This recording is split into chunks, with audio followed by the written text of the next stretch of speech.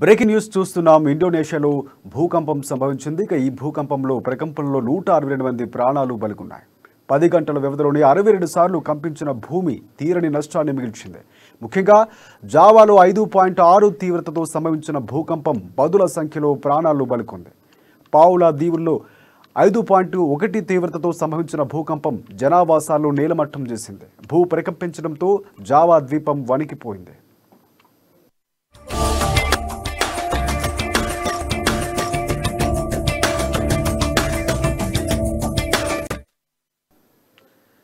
భూకంపం కారణంగా 160 మంది ప్రాణాలు మరణించినట్లు కూడా తెలుస్తోంది. ఇండోనేషియా జాతీయ విపత్తు సంస్థ ఈ విషయాన్ని ప్రకటించింది.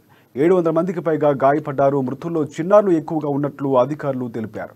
భూకంపం ధాటికి సియాంజర్లో ఓ స్కూలు, ప్రాంతీయ ఆసుపత్రి, ప్రభుత్వ కార్యాలయాలు, ఓ ప్రార్థనా మందిరం, 3 పాఠశాలలు గోడలు కుప్పకూలాయి. వందల సంఖ్యలో ఇళ్లు, అపార్ట్మెంట్లు దెబ్బతిన్నాయి. శిథిలాల కింద మరికొందరు చిక్కుకొని ఉండవచ్చని, మృతుల సంఖ్య కూడా మరింత పెరిగే అవకాశం ఉందని చెబుతున్నారు. మృతుల సంఖ్య పెరగడానికి వరుస భూ ప్రకంపనలే కారణమని అధికారులు పేర్కొంటున్నారు. ఆసుపత్రులు ధ్వంసం కావడంతో వీధుల్లోని వైద్యులు చికిత్సలను అందిస్తున్నారు.